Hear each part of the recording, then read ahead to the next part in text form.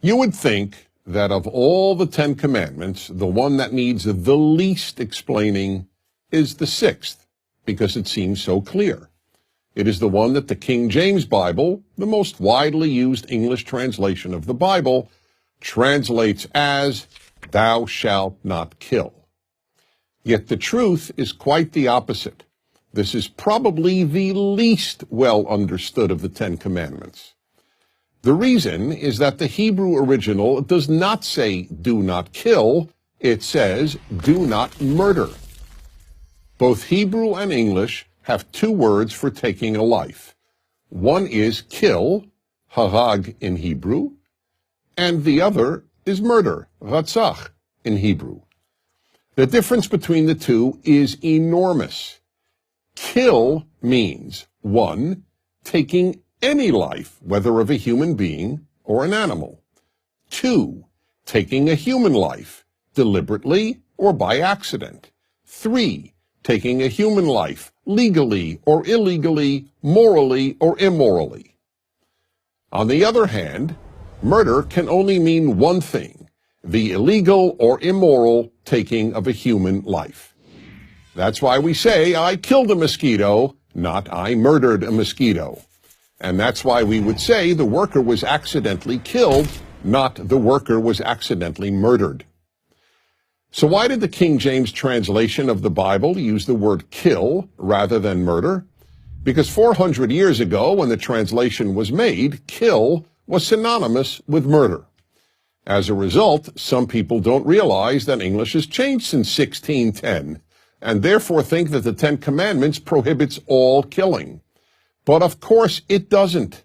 If the 10 Commandments forbade killing, we would all have to be vegetarians. Killing animals would be prohibited. And we would all have to be pacifists, since we could not kill even in self-defense.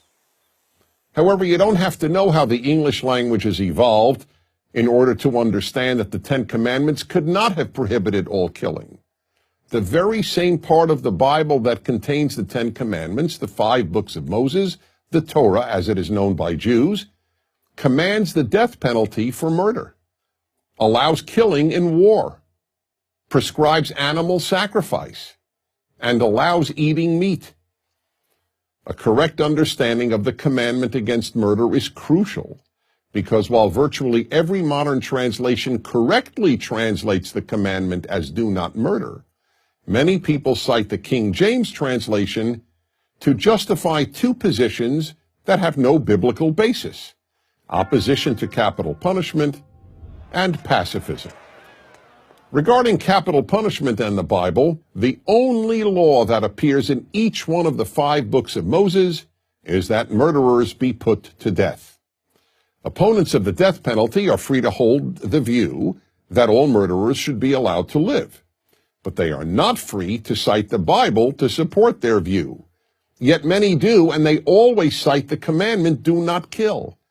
But that, as should now be abundantly clear, is not what the commandment says, and it is therefore an invalid argument.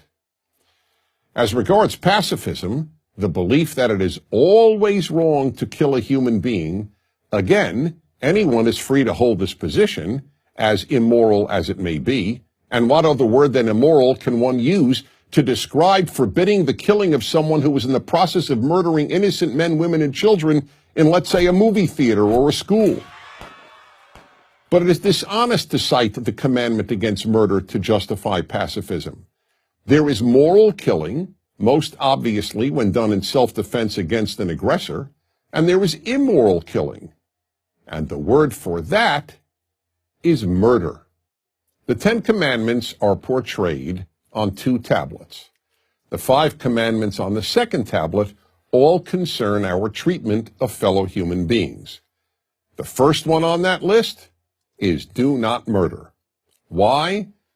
Because murder is the worst act a person can commit. The other 4 commandments prohibiting stealing, adultery, giving false testimony, and coveting are all serious offenses. But murder leads the list, because deliberately taking the life of an innocent person is the most terrible thing we can do. The next time you hear someone cite "do not kill," when quoting the sixth commandment, gently but firmly explain that it actually says, do not murder. I'm Dennis Prager. Join Prager University, subscribe to our YouTube channel, and sign up for free at prageru.com.